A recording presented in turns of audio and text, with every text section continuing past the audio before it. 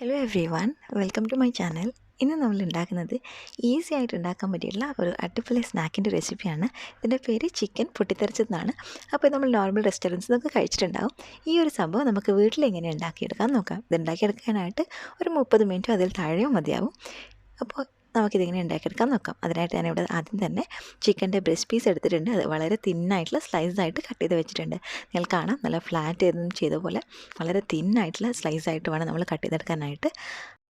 അപ്പോൾ ഇത് എങ്ങനെ ഉണ്ടാക്കിയെടുക്കാൻ നോക്കാം. അതിനായിട്ട് ഞാൻ ആദ്യം തന്നെ ഈ ചിക്കനിലോട്ട് മുളക് പൊടിയാണ് യൂസ് ചെയ്യുന്നത്. ഞാനിവിടെ സ്പൈസി ആയിട്ടുള്ള മുളക് പൊടിയാണ് യൂസ് ചെയ്യുന്നത്. അതൊരു 2 ടീസ്പൂൺ ചേർത്ത് കൊടുക്കാം. പിന്നെ ഇതിലേക്ക് 1 ടീസ്പൂണോളം കുരുമുളക് പൊടിച്ചതും കൂടെ ചേർത്ത് കൊടുക്കാം. പിന്നെ ആവശ്യത്തിനുള്ള ഉപ്പ്. കുരുമുളകിൻ്റെ പൊടി നമുക്ക് ഇഷ്ടത്തിനനുസരിച്ച് കുറക്കുകയോ കൂട്ടുകയോ ചെയ്ത് കൊടുക്കാം. പിന്നെ ഇതിലേക്ക് ഒരു 2 നുള്ള് മഞ്ഞൾപ്പൊടിയും കൂടെ ചേർത്തിട്ടുണ്ട്. ഇനി ഇതിലേക്ക് നമ്മൾ ചേർക്കുന്നത് ഹണിയൻ പൗഡറാണ്. ഇതില്ലെങ്കിലും വലിയ കുഴപ്പമില്ല, 1 ടീസ്പൂൺ ചേർത്തിട്ടുണ്ട്. പിന്നെ ഒരു 4 അല്ലി അല്ലെങ്കിൽ 5 അല്ലി വെളുത്തുള്ളി നന്നായിട്ട് പേസ്റ്റ് ആക്കിയിട്ട് ചേർത്ത് കൊടുക്കാം. ഇനി ഇതിലേക്ക് ഞാൻ ചേർക്കുന്നത് ഒരു 2-2.5 ടീസ്പൂൺ സോയ സോസാണ്. ഓക്കെ, അപ്പോൾ ഇത്രയും കാര്യങ്ങൾ ചേർത്തിട്ടാണ് നമ്മളിതിനെ ഫസ്റ്റ് ഒന്ന് മാരിനേറ്റ് ചെയ്തെടുക്കാൻ പോകുന്നത്. അപ്പോൾ ഇത് നന്നായിട്ടൊന്ന് തിരുമ്മി കൊടുക്കാം. ഒത്തിരി പ്രഷർ കൊടുത്ത് നമ്മൾ ചെയ്യരുത്. അപ്പോൾ നമ്മുടെ ചിക്കൻ പൊടിഞ്ഞു പോകാനുള്ള ഒരു സാധ്യതയുണ്ട്. ഓക്കെ, നമുക്ക് വേണമെന്നുണ്ടെങ്കിൽ ഇതിൻ്റെ കൂടെ ഗരം മസാല പൊടിച്ചതും കൂടെ ചേർത്ത് കൊടുക്കാം, ഒരു 2-3 പിഞ്ചസ്. ഓക്കെ, അത് ഇല്ലെങ്കിലും യാതൊരു കുഴപ്പമില്ല.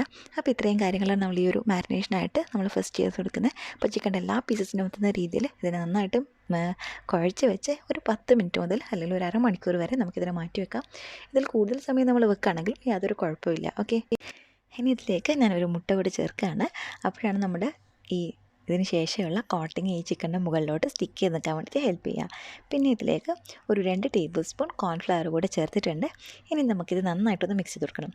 ആദ്യം പറഞ്ഞതുപോലെ തന്നെ ചിക്കൻ്റെ സ്ട്രൈപ്സ് ഒന്ന് ശ്രദ്ധിച്ചിട്ട് വേണം നമ്മൾ ചെയ്യാനായിട്ട്, അല്ലെങ്കിൽ പൊടിഞ്ഞു പോകാനുള്ള സാധ്യതയുണ്ട്. ഓക്കെ, അപ്പോൾ ഇതാ നമ്മുടെ ചിക്കൻ്റെ പീസും ഈ മുട്ടയും കോൺഫ്ലവറിൻ്റെയും മിശ്രിതം കൂടെ നന്നായിട്ട് മിക്സായി വന്നിട്ടുണ്ട്. ഇപ്പോൾ കാണാം, ഓരോ പീസസിൻ്റെ മുകളിലായിട്ട് നന്നായിട്ട് ഈവണായിട്ട് ഇത് കോട്ടായി വന്നിട്ടുണ്ട്. ഇനിയാണ് നമ്മളിതിൻ്റെ മുകളിലുള്ള നെക്സ്റ്റ് ആ ഒരു ലെയർ, ക്രിസ്പി ലെയർ നമ്മൾ ഉണ്ടാക്കിയെടുക്കുന്നത്. അതിനായിട്ട് നമ്മുടെ ഷോപ്പിൽ നിന്ന് വാങ്ങിക്കുന്ന സമൂസയുടെ ഷീറ്റാണ് ഞാൻ യൂസ് ചെയ്തേക്കുന്നത്. അത് ഇതുപോലെയുള്ള ചെറിയ ചെറിയ സ്ട്രൈപ്സ് ആയിട്ട് കട്ട് ചെയ്തിട്ടുണ്ട്. ഇപ്പോൾ നമ്മൾ ഒരുപാട് ഷീറ്റ്സ് ഒന്നിച്ച് വെച്ചാണ് കട്ട് ചെയ്യുന്നത് അല്ലേ. അപ്പോൾ ഇതുപോലെ ഒന്ന് ചേർന്നിരിക്കാനുള്ള ചാൻസ് ഉണ്ട്. അപ്പോൾ നമ്മൾ കൈവച്ച് നന്നായിട്ടൊന്ന് തിരുമ്മി അതെല്ലാം ഒന്ന് സെപ്പറേറ്റ് ചെയ്തെടുക്കാൻ വേണ്ടിയിട്ട് വളരെ ശ്രദ്ധിക്കുക. അല്ലെങ്കിൽ നമ്മൾ ഫ്രൈ ചെയ്യുന്ന സമയത്ത് ബാക്കിയുള്ളത് ഓയിലോട്ട്, അതുപോലെ ഒട്ടിയിരിക്കുന്നത് ഓയിലോട്ട് ഒരുപാട് ഇറങ്ങിപ്പോകാനുള്ള സാധ്യതയുണ്ട്. ഓക്കെ, അപ്പോൾ നമ്മൾ ഇതിന് ശേഷം ഓരോരോ ചിക്കൻ്റെ പീസസ് എടുത്ത് ഈ സ്ട്രൈപ്സിൽ നന്നായിട്ടൊന്ന് കോട്ട് ചെയ്തെടുക്കാം. അതിന് ശേഷം നമ്മൾ കയ്യിൽ വെച്ച് ഇതിനെ നന്നായിട്ടൊന്ന് പ്രസ് ചെയ്ത് കൊടുക്കാം. ഏതെങ്കിലും പോർഷനിൽ ഈ ഒരു സ്ട്രൈപ്സ് ഒട്ടാൻ ബാക്കിയുണ്ട് എന്നുണ്ടെങ്കിൽ അവിടെ നമ്മൾ കൈയോടെ ഒന്ന് എടുത്ത് വെച്ച് കൊടുക്കാം.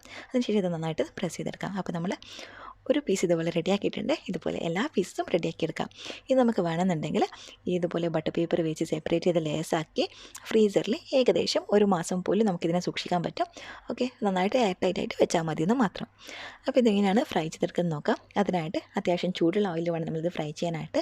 പക്ഷേ ഫ്രൈ ചെയ്യുന്ന സമയത്ത് നമ്മൾ മീഡിയം ഫ്ലെയിമിൽ മാത്രമാണ് ഫ്രൈ ചെയ്യാൻ പാടുള്ളൂ. ഓക്കെ, അപ്പോൾ മീഡിയം ഫ്ലെയിമിൽ ചിക്കൻ്റെ ഒരു സൈഡ് നമ്മളൊരു 2 മിനിറ്റ് വെച്ചിട്ടാണ് കുക്ക് ചെയ്യുന്നത്. ആ സൈഡ് നന്നായിട്ട് 2 മിനിറ്റ് കുക്കായി വന്നതിന് ശേഷം നെക്സ്റ്റ് സൈഡും 2 മിനിറ്റ് തന്നെയാണ് ചെയ്തെടുക്കുന്നത്. ചിക്കൻ്റെ പീസസ് ഇത്തിരി വലുതാണ് എന്നുണ്ടെങ്കിൽ ഈ 2 മിനിറ്റ് എന്നുള്ളത് 2.5 മിനിറ്റ് മുതൽ 3 മിനിറ്റ് വരെ ആവാനുള്ള സാധ്യതയുണ്ട്. ഓക്കെ, അപ്പോഴേക്കും ആ കോട്ടിങ്ങിൻ്റെ കളറ് മാറാതെ ശ്രദ്ധിക്കുക. അപ്പോൾ ഇത് നമ്മൾ 2 സൈഡിലും 2 മിനിറ്റ് വീതം കുക്ക് ചെയ്തിട്ടുണ്ട്. അപ്പോൾ ഇത് നമ്മൾ ജസ്റ്റ് ഇതുപോലെ ഒന്ന് എടുത്ത് അതിൻ്റെ ഓയിലൊന്ന് ഷേക്ക് ചെയ്ത് കളയാം. അതിനുശേഷം ഒരു പേപ്പർ ടവലോട്ട് മാറ്റാം. ഇതുപോലെ നമുക്ക് എല്ലാ ബാച്ചസും റെഡിയാക്കി എടുക്കാം. നമ്മൾ ഫ്രീസറിൽ വെച്ചതാണ് ഫ്രൈ ചെയ്തെടുക്കുന്നതെന്നുണ്ടെങ്കിൽ കുറച്ച് സമയം മുമ്പേ പുറത്തെടുത്ത് വെക്കാനായിട്ട് ശ്രദ്ധിക്കുക. അപ്പോൾ നമ്മുടെ ചിക്കൻ പൊട്ടിത്തെറിച്ചത് ഇവിടെ റെഡി ആയിട്ടുണ്ട്. Thank you for watching.